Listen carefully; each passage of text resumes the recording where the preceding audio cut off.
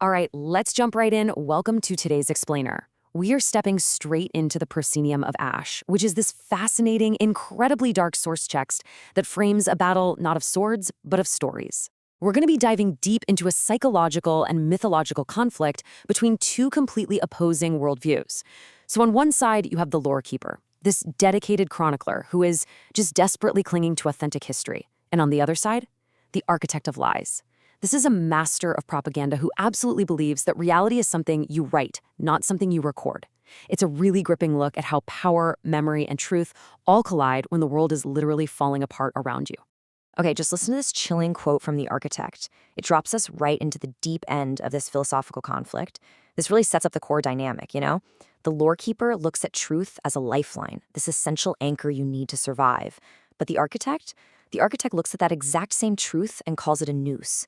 They see it as this fragile, fading ghost that's only going to drag the chronicler down into nothingness. It's such a brilliant contrast between this desperate clinging to factual reality and the booming, fabricated power of pure propaganda. So, welcome to the Ash Theater, the proscenium of Ash. To really get this, we need to understand the bleak environment these two are operating in. A dying, starving world where hope is basically gone. Now, picture the lore keeper's naive reality in this setting. The architect basically sees the lore keeper as a delusional court jester performing for a graveyard. It's an absurd, honestly kind of tragic image. You've got the lore keeper clutching this delicate gilded lute, singing about honor and valorous dawns, while completely ignoring the grim reality right under their feet. I mean, they're literally walking on the shattered teeth of martyrs. The lore keeper's offering this bright, hopeful boon of life to a crowd that has already been swallowed whole by the misery of their world. It's just this massive, glaring disconnect between the messenger and the actual reality of the audience. Moving on to the next section, the lore keeper's fragile thread, or as the architect brutally calls them, the taxidermist of dead things. Let's look at what that actually means. The text defines the lore keeper's ultimate weapon, the thread, in really stark terms. It's not some grand, unbreakable chain. Actually, scratch that. It's described as a pathetic filament, a fraying rick in a hurricane of design. The lore keeper is trying to salvage just one name, maybe one single act of kindness from the ash, just to tether the world to reality. But the architect argues that reality? It's already dissolved into an inkwell. That quiet, fragile thread of genuine truth doesn't stand a chance against the overwhelming hurricane of a manufactured narrative. And that brings us to a really provocative question. The architect asks this, and it kind of challenges us directly. Why protect the sanctity of a miserable past when the masses are currently suffering? If you are literally starving to death, do you really care about the authentic, factual history of how you got chained up? It's a brutal, super cynical question, but it attacks the very utility of truth in a hopeless situation, right? It forces us to ask if authentic history is basically just a luxury for the comfortable. Which brings us to the flip side, the architect's mighty loom, a masterpiece of grief. Because if the truth doesn't feed the starving, what does? The architect's answer is a grand, utterly fabricated purpose. Check out the juxtaposition here between their tools. On one side, we've got the lore keeper, relying on simple, fading scrolls and delicate silver strings. But then look at the architect's instrument. It is massive and grotesque. It is literally strung with traitor's gut and tuned to the dying breaths of forgotten kings. No way, right? The architect isn't just playing music. They are actively weaponizing agony. They boast that this instrument can produce a sonata powerful enough to bolster a doomed army or completely shatter a person's mind. It really shows how raw, manipulated emotion just steamrolls over delicate, factual melodies. And the architect doesn't just silence the truth, they systematically dismantle it. They re-engineer collective memory. Look at this breakdown.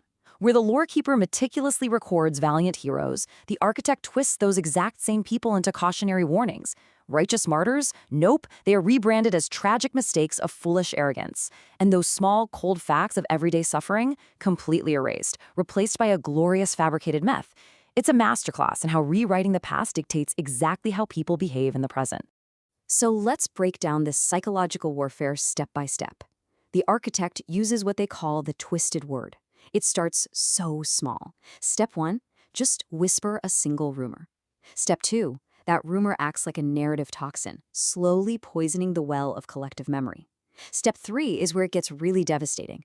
They use those toxins to turn something pure, like a king's profound love, into a paranoid's fever dream. They plant seeds of doubt until the king isolates himself in pure terror. And finally, step 4. The hero is entirely unmade. The architect doesn't even need an army. They fight heroes by rewriting their identity until they destroy themselves.